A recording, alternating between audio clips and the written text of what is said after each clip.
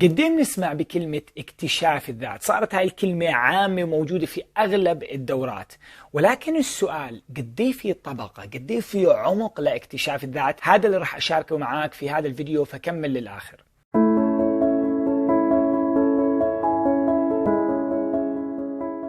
اكتشاف الذات هو مش موضوع جديد له دخل في تطوير الذات، هو موضوع جدا قديم. لذلك الحضارات اللي قديمة كانت كلمة معرفة الذات، اعرف ذاتك أو know thyself كلمة أساسية جدا جدا. لذلك بتلاقي بالمدارس السرية اللي كانت تدرس عن علوم الوعي فذاك الوقت كان مكتوب عليها know thyself أو اعرف ذاتك. لذلك موضوع معرفة الذات هو موضوع مفصلي، لأنه بالنهاية كل ما أنت عرفت حالك أكثر كل ما كانت حياتك أدق، فيها وضوح أكثر، فيها قوة أكثر، فيها صدق أكثر، فيها تأثير أكثر، فيها سلام أكثر، فيها بهجة أكثر، فيها حب أكثر. لأنه بالنهاية إحنا عايشين في احتماليات لا محدودة. كيف ممكن تعبر عن حالك؟ كيف ممكن تختار بالكون؟ لذلك كل ما كنت أنت واعي بالعمق، عارف حالك أكثر وأكثر، كل ما خياراتك كانت مركزة باتجاه اللي مناسب معاك. زي كأنك أنت تدخل على سوبر ماركت ضخمة، إذا أنت ما بتعرف الشيء المناسب لجسمك، ما بتعرف الشيء اللي بدك تاكله، مش واعي على الأكل اللي بدك تحضره، راح تصفي أنت تايه في هاي السوبر ماركت مقابل شخص عارف وواضح الأمور معاه، فبتلاقي الخيارات تاعته محددة جدا. فمعرفة الذات هي الأساس أو هي العمق المفصلي إنك تقدر تقود حياة بتعبر عنك. ولكن السؤال شو هي طبقات معرفة الذات؟ لذلك قسمت لك إياها لأكثر من طبقة. الطبقة الأولى إنك تعرف الميزات تاعتك، يعني تعرف نقاط القوة اللي عندك إياها، وبنفس الوقت تكون واعي على نقاط الضعف اللي عندك إياها. فمثلا أنا شخصيا من نقاط القوة اللي عندي إياها إني أنا صاحب رؤية، أنا شخص فيجنري، وبعرف بالمقابل إني أنا ما عندي قوة، عندي ضعف بالتفاصيل الصغير، يعني الأوبريشنز اليومية بالشغل هاي مش نقطة القوة اللي عندي إياها.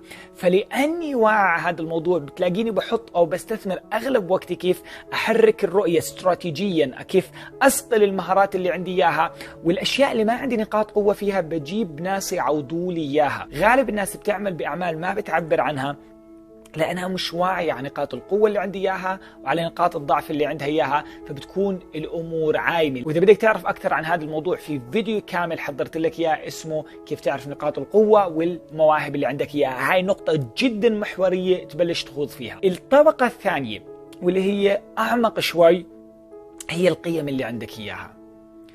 كل بني آدم على الأرض عنده قيم بولد فيها، عنده قيم محفورة بالعقل اللاواعي موجودة عنده منذ الولادة، منذ الصغر. فكل ما تتناغم مع هاي القيم كل ما بتكون حياتك أسعد، كل ما عم بتحاول تعيش قيم شخص تاني أو قيم المجتمع عم بفرضها عليك كل ما بتكون حياتك في معاناة أكثر وأكثر.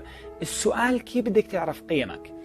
هنا بيجي عملية البحث الداخلي، هنا بيجي عملية التفكر، هنا بتصير تطلع على الأمور وتسأل حالك شو الشيء المهم إلي. يعني ممكن أنت شخص بتحس لما تكون حوالين مجتمع أنه هذا الشيء مهم إلك جدا جدا جدا جدا جدا. اسأل حالك ليه مهم إلي؟ هل المجتمع عندي قيمة عليا؟ ولا في إشي أنا عم بلبيها أو قيمة عم بلبيها من خلال المجتمع؟ فممكن تلاقي إنه القيمة اللي عم بتلبيها من خلال المجتمع هي الاتصال، فقيمة الاتصال عندك إياها عالية جدا. هلا ممكن أنت تكون شخص بحب السفر كتير، فأنت بفكر إنه السفر هي قيمة عالية عندك، ولكن ممكن تكتشف بالنهاية إنه المغامرة هي قيمة عندك إياها عالية، أو التغيير هي قيمة عندك إياها عالية. فكل ما تدخل بالعمق للقيم الرئيسية اللي عندك إياها، وعملية بحث زي ما حكيت، وعملية تفكر، وعملية اختبار أشياء جديدة وانفتاح ذهني، كل ما رح تقدر تعرف إيش الحياة المناسبة إلك أكتر وأكتر وأكتر. الطبقة اللي بعديها هي إنك تبلش تفهم عدم الأمان اللي عندك إياه، الترومات اللي عندك إياه، الإيجو اللي عندك إياه، الجزء المظلم اللي عندك إياه. وهنا عادة ببلش عمل حب الذات أو التكامل النفسي يبلش يدخل حياتك هذا المفهوم. هلأ كل شخص فينا مر بترومات، كل شخص فينا عنده أماكن عدم أمان، كل شخص فينا عنده إيجو، كل شخص فينا في مكان رافضه مستفز لما حدا يحكي له إنه أنت هيك، أو حدا يعبر عن المكان الرافضه جواته. لذلك كل ما أنت عرفت هاي الأماكن وأنت احتويتها كل ما كنت أقوى والتحكم فيك بيكون أصعب خارجيا، أو السيطرة عليك بتكون أصعب خارجيا. يعني ممكن إنه أنت مثلا، أو هاي موجودة عند غالب السيدات، الجمال الخارجي، الجمال الفيزيائي مهم جدا، وبتخافي إنه ما يكون عندك جمال فيزيائي أو تفقدي هذا الجمال. هاي انسكيورتي، عدم أمان. وظيفتك تخوضي فيها، تعطيها حب، تتقبليها، تحتويها، حتى تتعمقي أكثر في معرفة الذات. ده كل ما أنت عرفت حالك أكثر وأعمق من خلال أماكن عدم الأمان اللي جواتك، كل ما كان صار عندك وعي على حياتك، ووعي شو الأمور اللي بدك تطورها، ووعي شو الأمور اللي بدك تطهرها. وهذا بدخلنا للعمق اللي بعده. عادة لما تبلش تشتغل على عدم الأمان الداخلي وتبلش تكامل حالك، هنا بتبلش تدخل لعمق الرسالة، اللي هنا بتبلش تتساءل: أنا ليه موجود هون؟ هل منطق أنا روحي إجت على الأرض عشان تدفع الأجار آخر الشهر وتتجوز وتجيب أولاد وتشتغل وتتقاعد وتموت؟ هل هاي هي الحياة؟ ولا في عمق أكبر خلف هاي النواحي؟ ولا في شيء بحركني أعمق وأعمق وأعمق؟ هنا بتبلش تدخل في عمق الرسالة اللي هي موجودة في الأماكن العاطفية اللي أنت كنت رافضها جوا حالك. هنا بتبلش تشوف إنه كل المعاناة اللي مريت فيها في رسالة عم تسطع منها انك تساعد وتغير فيها الجنس البشري. والرسالة هي عملية طبقات، انت عم بتقيم طبقات. غالب الناس فكر رسالة يلا اعطيني الجملة اللي انا بتطلع لي رسالتي وخلص، هل رسالتي مساعدة الناس، هل رسالتي مش عارف شو. أكيد في جملة رح توصل بتعبر عن رسالتك، ولكن الموضوع جدا أعمق من أن أقعد على الدفتر وأكتب لي جملة واحدة وأخلص. ولهذا عملت أكثر من فيديو عن موضوع الرسالة. ولا أكون صادق معك، موضوع الرسالة بأخذ سنين وسنين وسنين حتى تتعمق فيه. بفكر المستقبل أعمل كورس مباشر على فترة طويلة أخذ الناس فيه في رحلة حتى يبلشوا يعرفوا الرسالة المناسبة لهم. البعديها اللي هي الطبقة اللي بعديها، واللي هي موازية لطبقة الرسالة، إن يكون فهم عندك لا وين أنت موجود في رحلة التطور الروحي. يعني شو الأمور اللي مفروض تتعلمها، شو الدروس اللي مفروض تتعلمها، وزي كأنك شايف شكل لرحلة التطور اللي عندك إياها. يعني دائما بحكي للناس إحنا عايشين في لعبة روحية، عم ننتقل من مرحلة لمرحلة، وجزء من إنك تلعب هاي اللعبة تكون واعي وين انت هلا، شو الثيمز اللي مفروض تتعلمها، شو الايقاع اللي عندك اياه، شو الدروس اللي مفروض تتعلمها. كيف بدك تعرف هذا الاشي؟ الامور اللي واضحة في حياتك، اللي عم بتكون بتصرخ عليك، اللي عم بتكون بتنادي عليك. يعني يمكن حدودك مخترقة كثير، فانت جزء من لعبة التطور الروحي عندك اياه حاليا انك تبلش تحط حدود قوية اكثر. وعندي فيديو كامل كيف تبلش تحط حدود قوية اكثر. فلما انت تبلش تفهم انت وين، شو الدروس المفروض تتعلمها، رح تبلش تشوف صورة أكبر متناغمة مع الرسالة تاعتك. وهذا جزء عميق جدا، أو هذا وعي جميل جدا من وعي معرفة الذات. الطبقة اللي أعمق منهم كلهم لما تبلش تتساءل: مين أنا؟ مين أنا خلف اسمي، خلف لوني، خلف عمري، خلف جنسي، خلف عائلتي، خلف البلد اللي أنا ولدت منها، خلف عملي، خلف كل هاي الأشياء اللي هي بتولد في الزمان وبتموت بالزمان. مين أنا؟